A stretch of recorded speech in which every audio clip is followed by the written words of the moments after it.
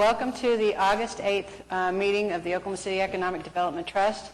I'm your stand-in chair, and I am calling the meeting to order.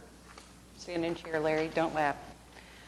All right, item number 2, to approve the minutes of the September 3rd meeting. Entertain a motion. Second. Motion has been brought forth and seconded. All in favor, please cast your vote.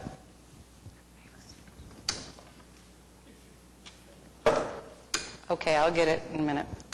Item number 3 is to ratify OSET claims in your documents. Are there any questions relative to the docket summary? Not, the chair does want to bring forward a question relative to the crepe myrtles for Bricktown Ballpark expenditure.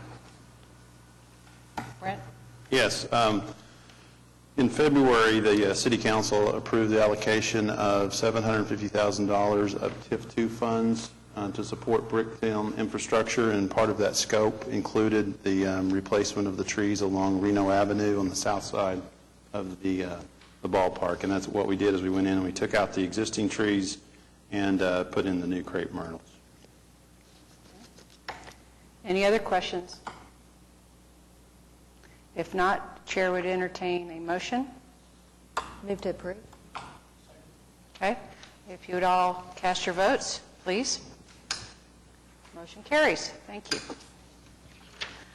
Item number 4, items for individual consideration. I believe under item number A, we have Project 180 construction status and future phasing presentation. Our very own Eric Winger will give us an update.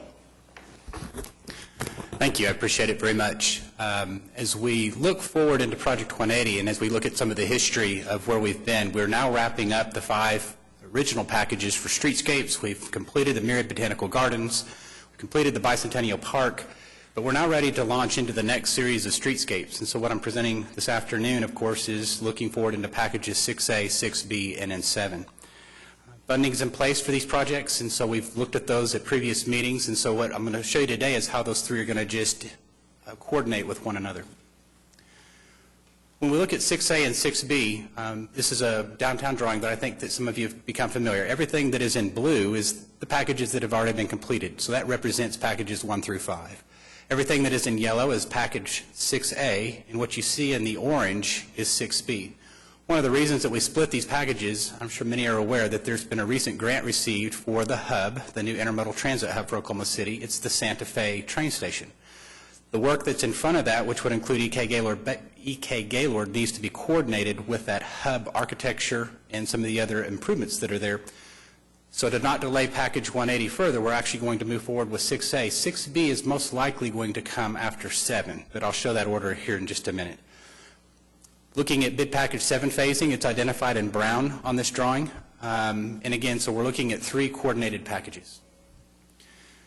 One of the things is we came out of packages 1 through 5, and as we look to try to make construction a little bit more manageable for the active businesses, for pedestrians that are in the downtown area, we're looking at doing streetscapes as discussed in blocks.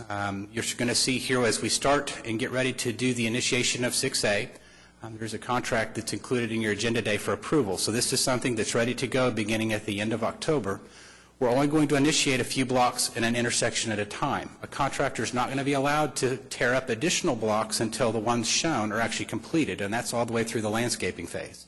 So unlike the original packages where we may have turned over 10 or 12 blocks at a time, you're going to see those just in smaller pieces. And so this will begin again in fall of 13, and what you see is the work beginning on McGee and Robinson. As we make progress and as that work is completed, you'll see this next phase of 6A, again, continued work on McGee, but you're starting to see intersections reopened and new street segments go under construction. The black arrows that you see on the drawings, we're already taking into account some of the detour routes, making sure that we address vehicular traffic downtown. Other items that we've also accounted for, opening night, the Memorial Marathon, some of the other major downtown events. And so a lot of the scheduling that you see here has gone through a lot of dating and timing and to make sure that it all works together. Again, moving forward, you're going to now see the introduction of additional packages. And so now you're going to see some of those brown segments be highlighted on the drawing. We're anticipating that Package 7 will actually bid before 6B. The work that's related to the hub is probably going to take something on the order of 6 to 9 months before we're going to be comfortable letting that streetscape package out for construction. But with 7 underway, you're going to see that we're still taking into account keeping downtown streets open just as much as possible. Some of the other things that you're going to note in construction that we've previously mentioned is the use of concrete barricades. We're going to be barricading off the work zones from the pedestrian areas. You probably remember these around the Muir Botanical Gardens. It's what was done on Devon. It was also done on Sandridge's lot, and some of those are still up. We're actually going to use those on the upcoming streetscapes projects to help make sure that the pedestrian areas are well defined and safe. We're even going to use the upper graphics panel as well, just to provide just the most aesthetically pleasing construction site that we could. But again, it's still construction. We can still expect some dust and some inconvenience, but we're going to try to mitigate that as much as possible. Again, as we walk through these later slides, and if you just kind of take note at the top of each of the slides, you're going to see early fall 2014 to late spring 2015. These are the blocks that you can expect to see under construction. You now see the introduction of the block on Gaylord going under construction as well, and advancing through spring of 15 to fall of 15, fall of 15 into winter of 15, and at this point you're actually starting to see fewer blocks under construction because the packages that are beginning now in 6A are going to be complete. We're then going to be working just on the later packages of either 6B or finishing up 7. And we expect that all of the work, even with this phasing strategy, all of it should be completed by summer of 16. And so with that, we think we're taking these strategies moving forward with a block-type block arrangement, doing barricades. We're obviously going to be working very closely with the active businesses. We do have some meetings, and council this morning requested that we have a public meeting, maybe something that's more open, just to take some comments as we just try to get information out. The city's website at okc.gov still has the Project 180 links that are active. We'll make sure that those stay updated. We also still have the downtown traffic advisories that are released on Fridays, just to make sure that those that are in the downtown area have an idea what's happening over the weekends as well. So with that, I'd be happy to answer any questions you might have. Any questions of Eric? Pretty well thought out. Thank you very much, Eric. You're welcome. Thank you. Item number B, amendment number 1 to contract for engineering services, project PC 0394, project 180, package 6 streetscape and street improvements, bid package 6A, paid for with TIF number 8. You have the documents in your package. Any questions? Chair would entertain a motion. Okay, we have a motion and a second. Please cast your votes. Motion carries. Thank you very much. Item C, amendment number 3 to contract for landscape architectural services, project PC 0389, landscape architect for downtown streetscape, bid package 6A, also TIF 8. Any questions relative to landscape architectural services? Okay, chair would entertain a motion. Okay, please cast your vote. Motion carries. Thank you very much. Item D, amendment number 1 to contract for engineering services, project PC 0395, project 180, package 7, streetscape and street improvements. Any questions relative to amendment number 1? Chair would entertain a motion. Okay. Please cast your votes. Motion carries. Thank you very much. Item E, ratifying and approving addenda numbers 1, 2, 3, and 4, awarding a joint contract with the Oklahoma City Water Utilities Trust and the City of Oklahoma City to Rudy Construction Company, project PC 0394, paid for with TIF and GO bonds. Any questions relative to item E? I have a motion, second. Okay, please cast your votes. Motion carries. Thank you very much. Item F, subordination agreement and collateral assignment of economic development agreement between the City of Oklahoma City, 10th and Broadway Parking, LLC, an Oklahoma limited liability company, and BOKF, also doing business as Bank of Oklahoma, regarding the 10th Street parking garage and mixed-use development project in the area around Northwest 10th and Broadway Avenue development, also paid with TIF dollars. Any questions relative to the subordination agreement? Have a motion to approve? Okay. Also cast your vote. Motion carries. Item G, fiscal year 2012-2013 Business Retention and Expansion Report. I believe we have a presentation from Michael Ogan. A very brief presentation, presently. Michael Ogan, Director of Business Development with the Greater Oklahoma City Chamber. Each of you should have received a copy of the report as part of your packet, and maybe we can walk through and hit a couple of the high points. Our Business Retention and Expansion Program has 2 of our staff dedicated to it. I guess I need to be closer to the microphone. There we go. Last year, they visited with a little over 300 firms that represent a little over 43,000 employees in the city. If you turn to what's numbered as page 5 in the report, this provides a little bit of a graphic demonstration of the profile of the companies that they met with, predominantly manufacturing firms. We focused primarily on primary industry employers in the city. So we tend not to deal with restaurants, retail, although we do have a retail component that's mostly regional and destination. Some of the salient points that you might see in the breakdown above the blue circles is that about 60% of the businesses that we've met with own their own business, own their own buildings. About half of the firms expect to purchase equipment within the next 12 to 18 months, so a lot of them are expanding or seeing business growth and demand increase. And about 3/4 of the firms, or 75% of the firms, have room to expand where they are, which is a good thing because we have some issues with available inventory of both existing buildings and developable sites. So the fact that a number of the existing firms have space to expand is a good thing. If we look at page 7, about, again, 3/4 of the firms that were surveyed or that we met with during the course of the year are in a growth phase with their product or services. So we're seeing companies expand and grow. About 70% are privately held or family-owned businesses. So we tend to meet with the moderate and smaller businesses, although we don't ignore the larger businesses, but a great number of them are in that group. And a little more than half are headquartered here in the state. If we look at some of the data on page 8, average salary of the firms that we surveyed was a little over $43,500, which is slightly below the metropolitan area average.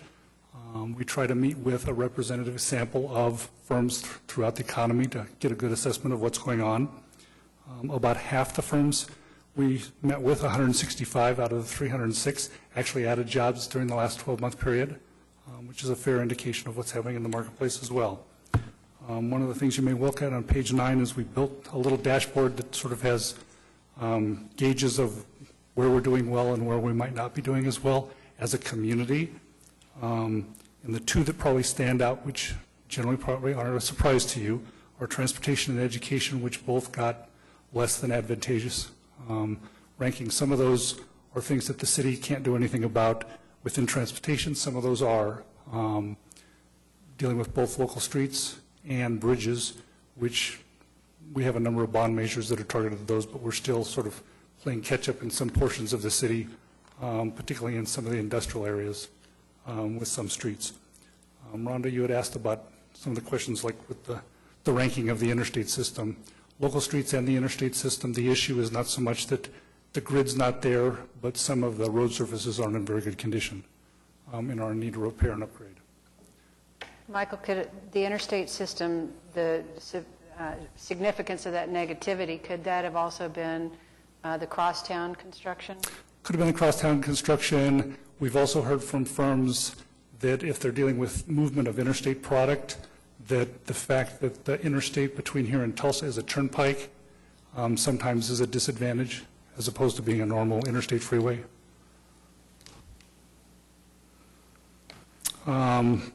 On page 11, sort of the blue box at the bottom pulls out the major salient points relative to workforce. Almost half of the employers that we dealt with over the course of the year have indicated they have challenges recruiting new employees. Part of that's the unemployment rate and the general growth rate in the city. Part of that's a broad labor force and skill match issue that's not just unique to Oklahoma City, but is national.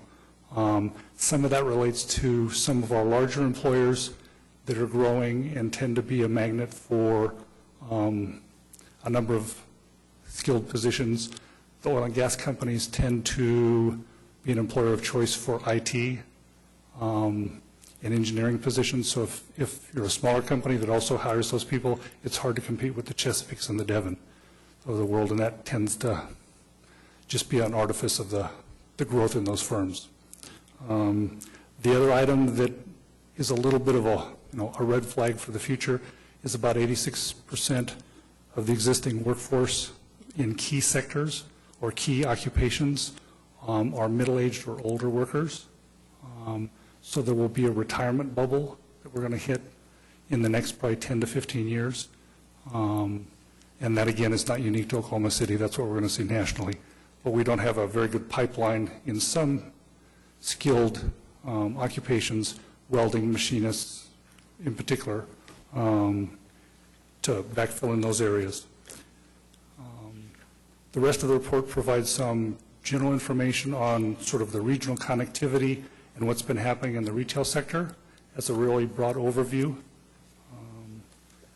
That covers sort of the broad brush. If there are questions, be happy to answer those. Anyone have any questions for Michael?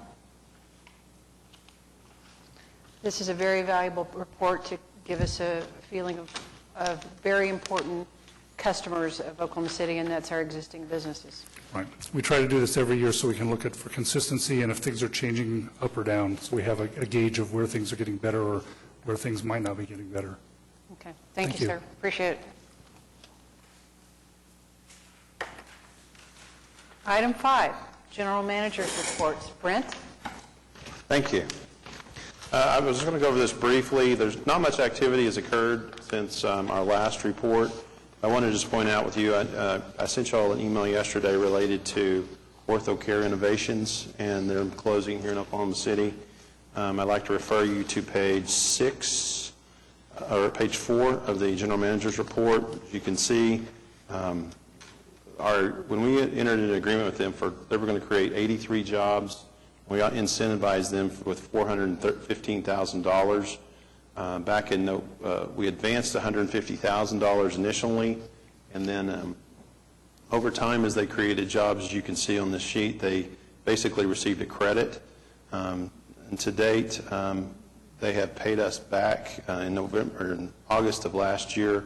There was a balance left of $85,000 roughly, and they paid us back with the check, and the money went back into our SIP program, and I just wanted to make you aware of that. So I've talked to them, and I guess they're shutting down by the end of November, I believe, is what the time frame there for them.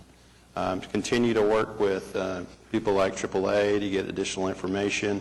Paycom continues to do well. And then, again, I'm expecting information from the other entities in the next, in the first quarter of 14 for mainly all the other companies. As it relates to TIF, TIF number 2, I wanted to make reference to page 8 on TIF 8. We typically will provide you with projects that are under construction, under design, or completed projects. And one of the things I wanted to point out, since Ms. Hooper brought up the idea related to the crepe myrtles, typically the way the TIF process works, we go through various committees, and then it comes to the City Council. The City Council approves a budget allocation, and then typically at that point in time, staff will negotiate an economic development agreement, which will come back to you for approval. We had 3 projects back in February that were infrastructure type projects, so you won't really see any real agreements come before you. And so what I propose is at our next meeting, I'll provide you an overview of project number, let's see. I need to borrow your glasses again. That's okay. Item under projects under design number 4, the Cottage District Alleyway Project.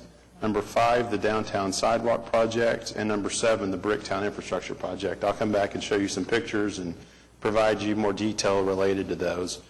We are in the process of reviewing and selecting a consultant to bring back to you for a contract for the Bricktown infrastructure project. That is a project where we anticipate spending at $750,000 for landscaping, hardscaping, painting of various things along the canal. It's hard to believe that the canal is over 15 years old now, so it's time sure has flown by. So that's mainly it. Everything else is going well. And I did want to point out to you the outlet mall on the last page. Sales on the outlet mall finished the second year at $351 per square feet, which is roughly $130 million worth of sales, which is very good, and we're very excited about that. We continue to work with them to promote their marketing and promote regional marketing with our funds. So, with that, I'd be happy to answer any questions. Any questions of Brent? Okay, thank you very much for that report, Brent. Item 6, comments from staff, trustees, citizens. Oh, citizen. If no comments, I'd like to call the meeting adjourned. 22 minutes.